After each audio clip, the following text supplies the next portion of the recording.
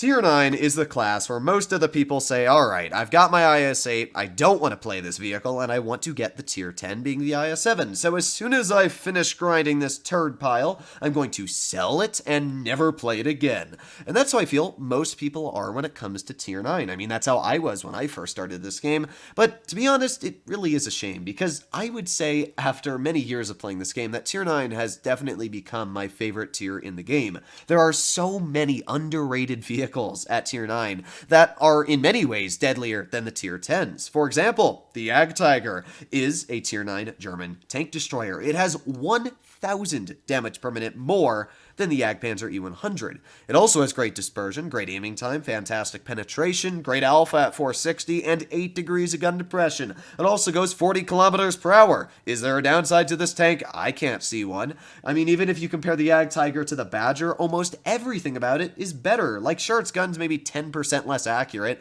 Who cares? You're a Tier 9 tank destroyer with 500 more damage per minute and only 2 degrees less gun depression. And to be real, you still need premium shells to penetrate any of the superstructure on this vehicle, so its armor is quite strong when you think about it. I mean, the Jagdtiger is a fantastic vehicle, and I mean, it's not just the Jagdtiger. I do want to point that out before we break into this vehicle. I mean, there's vehicles like the Foch down at Tier 9, which have 4,000 DPM, which is actually more than the Tier 10. Not only does it have more DPM than the Tier 10, but it's also got more accuracy. It's got better aiming time on the move. I mean, there's just so many reasons why Tier 9 is just as good as Tier 10.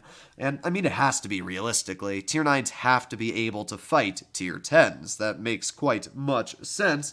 But yeah, you can't pull out a Tier 9 and then just go up to an E100 and say, you are impenetrable. Well, there are certains. I would say the E50 and the M46 Patton do struggle a lot to deal with Tier 10s, but this one, that is not a problem. So let's see what we can do in our first game. And here we are in our first battle. Let's see what we have up against us. We got an FE4 202, an IS-7, T57 Heavy, a Conqueror, and a 50 TP. Okay, they got a lot of heavies, actually. When it comes to mobile tanks, not too many I have to worry about, although a 4202 and a T100 LT are both very scary tanks when it comes to the alpha.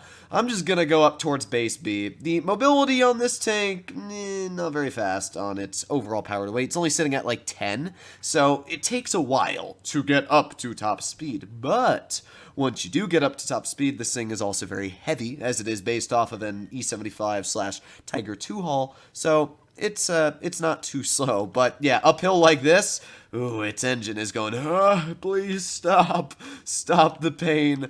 Oh, that E100's gonna be in pain, I'll tell you that. We're gonna just capture this base. Maybe we can get a shell into the IS-7. Boop, there you go, nice tap for 504, thank you. Just trying to think of what we do here. Our E100 actually didn't bleed any health, which is quite impressive for the situation at hand.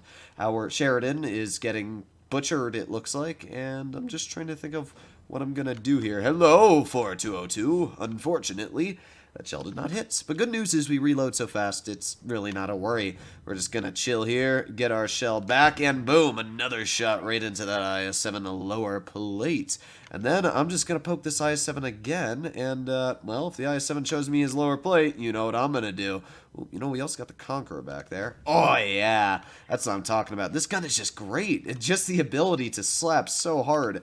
All right, let's get a shell into the 57 Heavy. There's a one shot. 3 more seconds.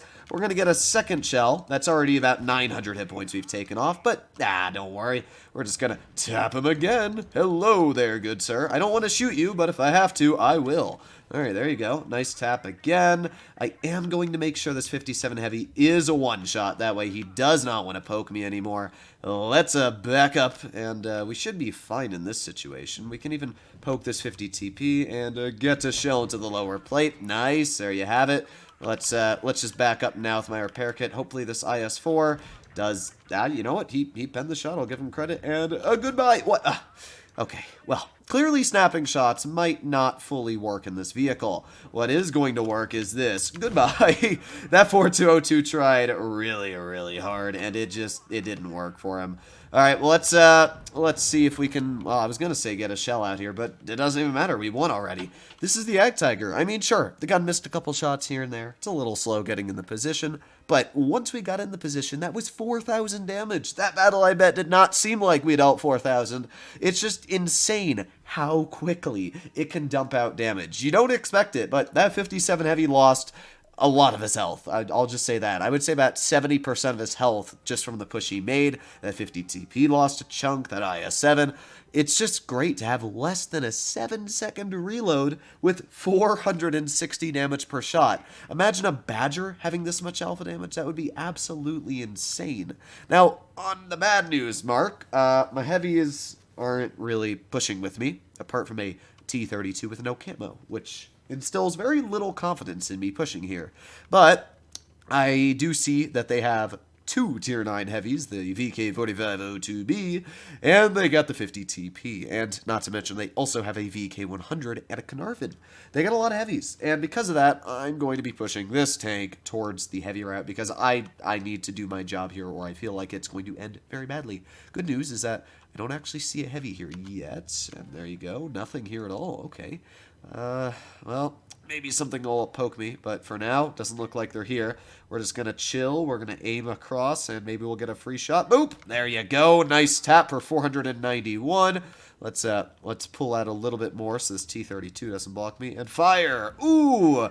Another nice tap right into that 50 TP. Just the great German accuracy of this gun coming into play. And as you can see on flat ground, the vehicle is quite mobile. While it may not have the best power to weight, it does have actually really solid traverse speed, which you might not have expected from a vehicle like this. So let's push onto the rear of this VK. There's one shell into his tank. Let's put on that adrenaline. Here comes shell number 2. There you go. A max roll for 575. And yeah, I mean, this guy, he hasn't even gotten one shell out into us yet. There's another tap. And with that, let's just wiggle and hello, good sir. And, well, I guess we don't even need to clear. My teammate did it for me. Now, the Borsig is off to the side. And we also got the VK100. I'm pushing up right now. Please don't hit me. Nice. Okay, we're all good. I want to clear the Borsig. Very strong tank, as we all know. And I don't want to be hit by him later. So there's one shot already into his tank. Nice. All right, let's reload, and hopefully we can get another shell out. A boop, there you go. Another nice tap, and hopefully he doesn't pen me, but, well, it's a heat shell, so kind of expected there. But bye-bye. I mean, there you go. It's just insane how quickly you can dump out the damage with this vehicle. Now, we're going to win this. It's quite easy. I mean, it's only a Tier 8 battle, and with the damage output this vehicle gets, I mean, how could we not win this? So let's see. We got the VK100 off to the side, and the T-34 too. I am a potential one-shot for this VK100. Actually, I lied. He's running the stock gun. There you go. Nice tap right into his turret, and we reload again. 3 more seconds, and we have another... Oh, maybe he's not running the stock gun. It looked like... That did look like the stock gun to me, but I could be wrong on that. No, that's not the stock gun. Well, oh well, I thought it was. But it's not going to make much of a difference. We are still going to win this battle quite easily as well. We are up to 940 on the base cap, and all our Borsig has to do is hit that shell right there. And there you have it. I just love the Jagdtiger. The fact that it's got so much DPM, plus the armor, plus the mobility, it's just a great tank. It's not a great tank,